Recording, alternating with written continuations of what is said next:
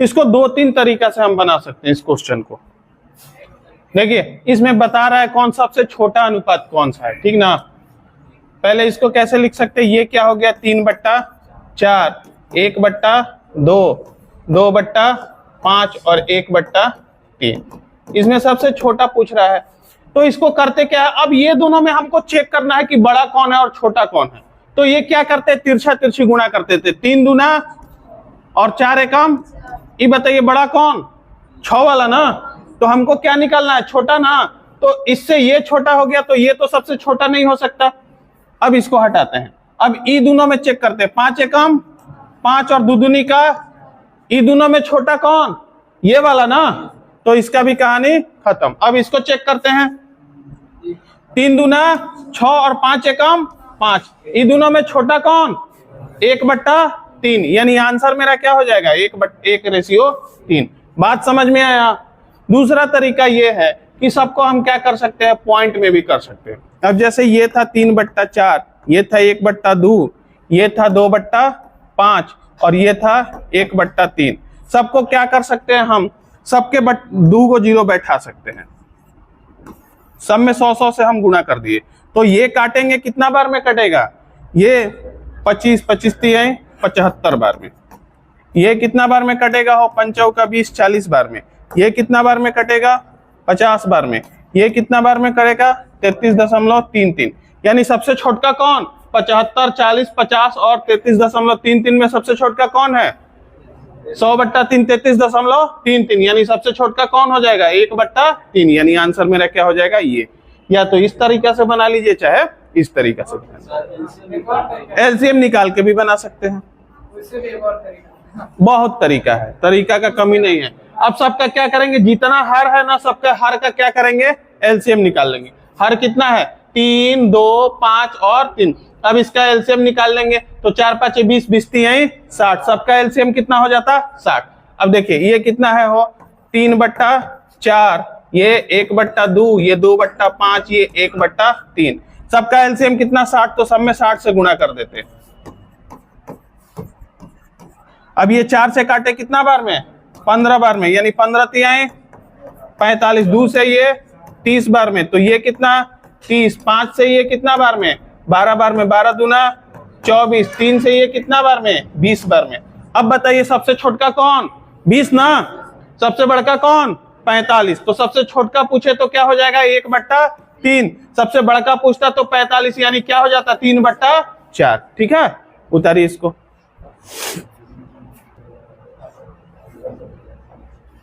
बनाइए इसको।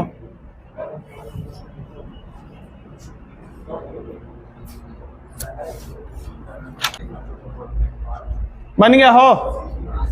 देखिए ए बी सी का रेशियो पूछ रहा है, ए रेशियो बी कितना, ए अनुपात बी अनुपात सी ज्ञात करना है। तो ए बी का रेशियो कितना दिया है, 5 8 और बी सी का, बी पहले बी लिखेंगे तो बी का कितना हो जाएगा, 3 और सी का कितना, 4। ठीक ना। ये बगल वाला खाली रहता है तो सेम टू सेम डिजिट भर देते हैं। यहाँ कितना भरेंगे, 8 और यहाँ कितना भरेंगे, 3। ये क्या हो गया, 5 3 15, 8 3 का 24, यानी 8 चौका 32। यदि कटता है तो काट देते हैं, लेकिन कट नहीं रहा है, नहीं ना। तो यानी आंसर क्या हो जाएगा, 15 24 32। 15 24 32 है ना, आंसर हो जाएगा मेरा सी। उतारिए इसको फटाक से, एग्जाम निकल जाएगा। चलिए आगे बनाइए।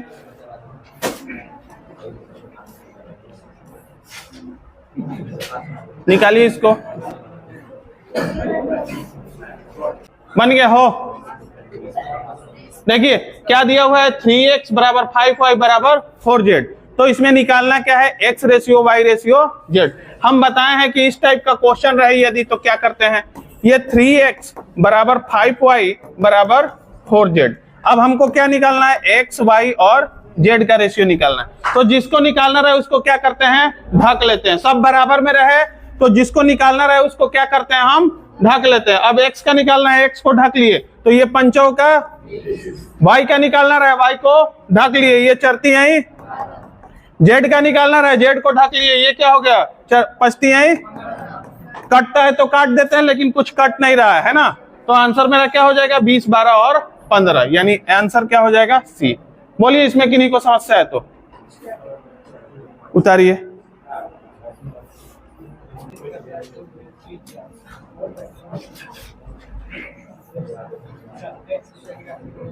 बनाइए इसको। हो क्वेश्चन सबको समझ में आ रहा है ना? देखिए x रुपया है जिसको किसमें बांटना है, ए बी सी में, ठीक ना। ए बी के शेयरों का अनुपात क्या है 7:12 और बी सी के शेयरों का अनुपात क्या है 8:5। यदि ए और सी के हिस्से का अंतर 214 रुपया है तो x का वैल्यू क्या है? देखिए ए बी सी 3 गो व्यक्ति है, ए बी का रेशियो क्या दिया हुआ है 7:12, फिर बी सी का कितना दिया हुआ है 8:5। अब ये बगल वाला खाली है तो सेम डिजिट से भर देते हैं, यानी कितना भरेंगे यहाँ 12 और यहाँ कितना भरेंगे 8। अब ये यदि कटता है तो काट देते हैं। अब देखिए ये 4 से कट रहा है तीनों, 4 से ये 2 बार में, 4 से ये 2 बार में, 4 से ये 3 बार में, और कट रहा है। अब नहीं कट रहा है तो 7 गुना 14, 12 दुना 24 और 15, यानी ए का रेशियो 14, बी का रेशियो 24 और सी का रेशियो 15। ठीक, अब कह रहा है कि ए और सी के हिस्से का अंतर कितना है 214 रुपया।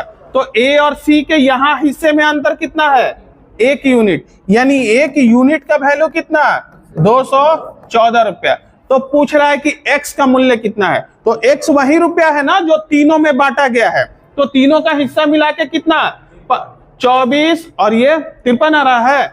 5 4 9 9 4 13 का 3 हासिल 1 2 1 3 1 4 4 और 1 5, यानी तीनों मिला के कितना यूनिट 53 यूनिट। 53 में कितना से गुणा करेंगे 214 से गुणा करेंगे, तो 3 चौका 12, इकाई अंक पे 2 किसका है इस पे ना, 3 चौका 12, यानी जो भी आंसर आएगा उसके इकाई अंक पे कितना होगा 2। तो हमको पूरा गुणा करने का जरूरत नहीं है, आंसर मेरा क्या हो जाएगा डी।